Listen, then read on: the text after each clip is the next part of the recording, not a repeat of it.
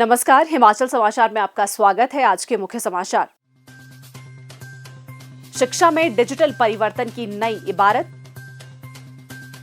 मुख्यमंत्री ने समग्र शिक्षा निदेशालय में अत्याधुनिक शैक्षणिक अवसंरचना का किया लोकार्पण। ठाकुर सुखविंदर सिंह सुक्खू ने कहा, प्रदेश सरकार विद्यार्थियों में 21वीं सदी के कौशल विकसित करने के लिए प्रयासरत।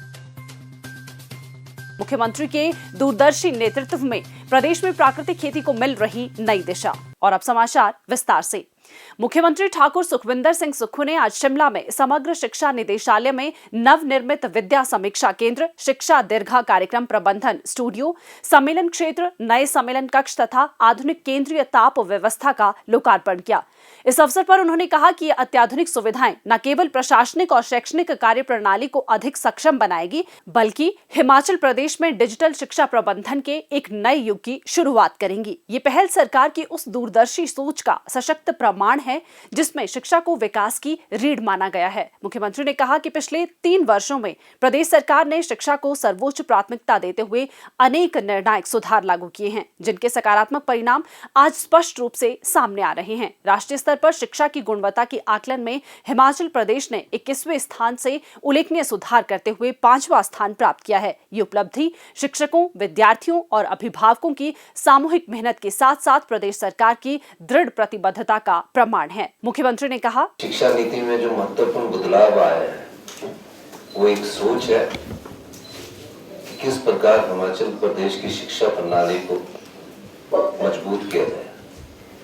सरकारें पहले भी रही, तब संस्थानों की जरूरत थी, आज गुणात्मक शिक्षा की जरूरत है। गुणात्मक शिक्षा में फैसले लेने का समय था। अब प्राइमरी एजुकेशन अलग था, डायरेक्टरेट ऑफ एजुकेशन अलग था।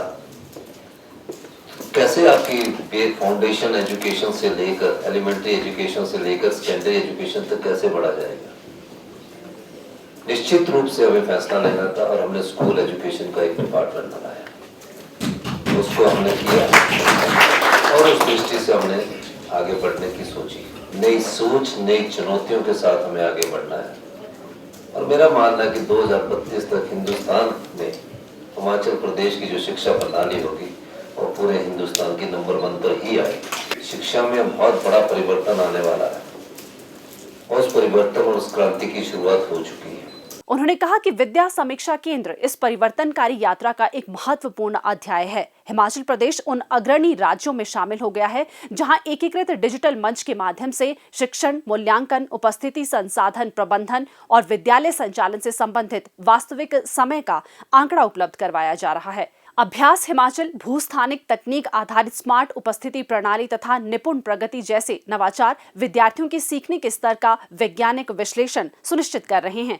अब सीखने की कमियों की पहचान अनुमान के आधार पर नहीं, बल्कि ठोस आंकड़ों के माध्यम से की जा रही है, जिससे शिक्षा व्यवस्था अधिक पारदर्शी, उत्तरदायी और परिणाम केंद्रित बन रही है। उन्होंने कहा कि शिक्षक सहायक डिजिटल उपकरण शिक्षकों के लिए एक सशक्त मंच बनकर उभरा है। इसके माध्यम से शिक्षक शिक्षण सामग्री, दिशा निर्देश और शैक्षणिक संसाधन त्वरित रूप से प्राप्त कर पा रहे हैं, जिससे शिक्षण की गुणवत्ता में सुधार के साथ साथ प्रशासनिक बोझ में भी कमी आई है। ठाकुर सुखविंदर सिंह सुक्खू ने कहा कि राज्य सरकार की प्राथमिकता केवल नए संस्थान स्थापित करना नहीं है, बल्कि मौजूदा शिक्षण संस्थानों को सशक्त, सक्षम और आधुनिक बनाना है, ताकि गुणवत्तापूर्ण शिक्षा दूरस्थ और ग्रामीण क्षेत्रों तक भी समान रूप से पहुंच सके। उन्होंने कहा कि प्रदेश सरकार विद्यार्थियों में 21वीं सदी के कौशल विकसित करने के लिए प्रयासरत है। उन्होंने कहा कि प्रदेश सरकार शिक्षा विभाग में व्यापक स्तर पर भर्तियां करने जा रही है, जिसमें अस्थायी व स्थायी दोनों तरह की भर्तियां की जाएंगी। अस्थायी भर्तियां 5 वर्ष के लिए व स्थायी भर्तियां बैच वाइज व प्रतिस्पर्धा के आधार पर की जाएंगी। मल्टी यूटिलिटी वर्कर्स की भी भर्ती की जाएंगी। आगामी शैक्षणिक सत्र से प्राथमिक विद्यालयों की खेल प्रतिस्पर्धाएं भी आयोजित की जाएंगी। उन्होंने कहा कि वर्ष 2032 तक प्रदेश के हर विधानसभा क्षेत्र में देश के सबसे बेहतरीन स्कूल होंगे।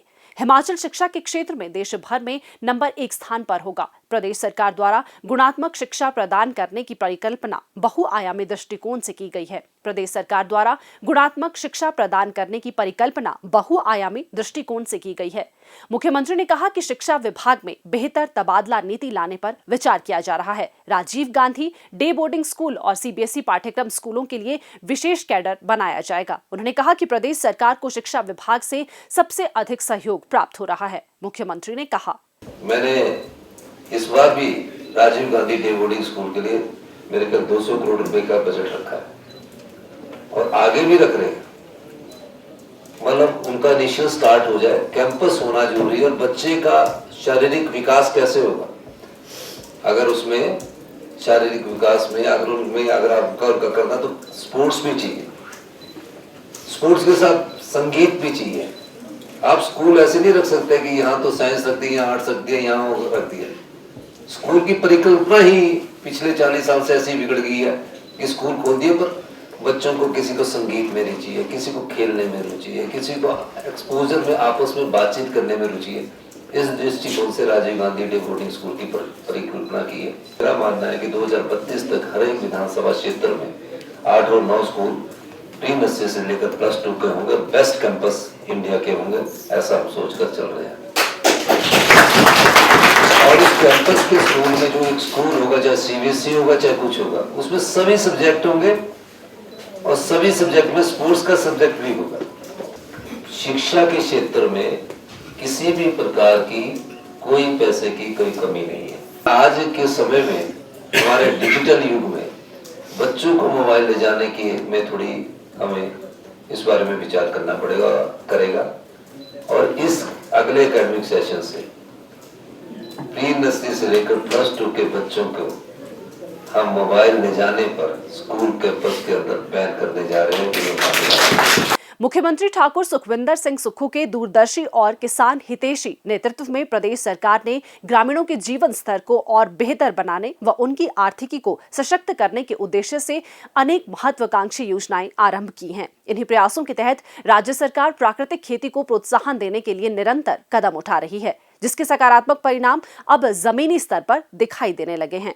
बड़ी संख्या में किसान इस पर्यावरण अनुकूल कृषि पद्धति को अपना रहे हैं। प्रदेश में प्राकृतिक खेती पद्धति को बढ़ावा देने के लिए किसानों को प्रशिक्षण प्रदान किया जा रहा है। साथ ही प्रदेश सरकार प्राकृतिक विधि से तैयार उत्पादों के लिए भी न्यूनतम समर्थन मूल्य भी सुनिश्चित कर रही है। सरकार द्वारा प्राकृतिक खेती से उत्पादित गेहूं के लिए 60 रुपए, मक्की के लिए 40 रुपए, कच्ची हल्दी के लिए 90 रुपए और जौ के लिए 60 रुपए प्रति किलोग्राम दाम निर्धारित किया गया है। इससे एक और उपभोक्ताओं को रसायन मुक्त उत्पाद उपलब्ध हो रहे हैं और दूसरी ओर किसानों को उनकी उपज का बेहतर मूल्य मिल रहा है। इसी क्रम में जिला कुल्लू के किसानों ने भी प्राकृतिक खेती को अपनाते हुए अब मक्की, गेहूं, जौ, हल्दी और मटर जैसी फसलों का उत्पादन बिना किसी रसायन के करना शुरू कर दिया है। पलालन गांव में रहने वाले किसान रविंद्र सिंह ने बताया कि उन्होंने इस वर्ष प्राकृतिक खेती के माध्यम से लगभग 3 क्विंटल मक्की का उत्पादन किया है। वहीं इसी गाँव की एक महिला किसान ने बताया कि वे प्राकृतिक रूप से गेहूं, मक्की, जौ, मटर, जापानी फल और सेब का भी उत्पादन कर रहे हैं। मैं प्राकृतिक खेती 4 साल से कर रहा हूँ।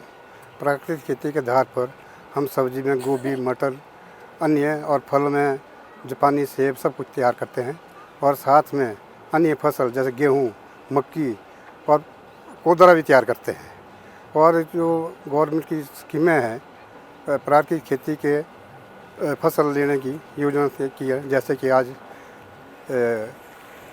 मक्की की 40 रुपये के हिसाब से ले रहे हैं। ये किसानों के लिए बहुत फ़ायदेमंद है और जो कि मैं अपने ओर से 3 कुंटल इस बार पैदा हुई है वो दे रहे हैं। हमारे साथ बहुत से किसान हैं जो कि बड़ा क्लस्टर से संबंध रखते हैं, जो कि यहाँ पर आए हैं।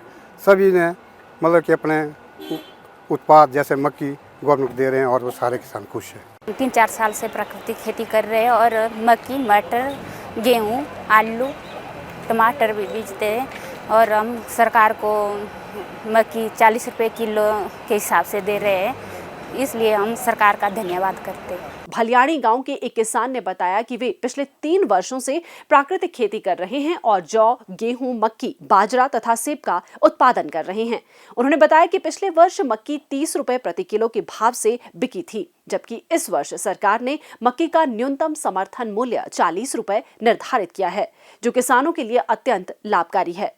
बड़ा गांव की रहने वाली महिला किसान श्रीमती बिमला देवी और युवा किसान श्री अमन ठाकुर ने बताया कि वे पिछले 3-4 वर्षों से प्राकृतिक खेती कर रहे हैं। उन्हें फसलों का अच्छा मूल्य मिल रहा है, जिससे उनकी आर्थिक स्थिति में उल्लेखनीय सुधार हुआ है। इसके लिए उन्होंने प्रदेश सरकार का आभार जताया है। हम 4-5 सालों से प्राकृतिक खेती कर रहे हैं। इसमें हम गेहूँ, जौ, जापानी, सेब, फल, उसके बाद टमाटर, मक्की सब कुछ बीज रहे हैं और सरकार हमारे को इसके मतलब आज हमने यहाँ पर मक्की लाई है और सरकार हमारे को 40 रुपये मतलब के हिसाब से दे रही है। इसके लिए बहुत बहुत धन्यवाद। प्राकृतिक खेती से तैयार उत्पादों की बिक्री हिमभोग ब्रांड के तहत की जा रही है। ये ब्रांड दिन प्रतिदिन लोकप्रिय हो रहा है और उपभोक्ता तेजी से रसायन मुक्त उत्पादों की तरफ आकर्षित हो रहे हैं।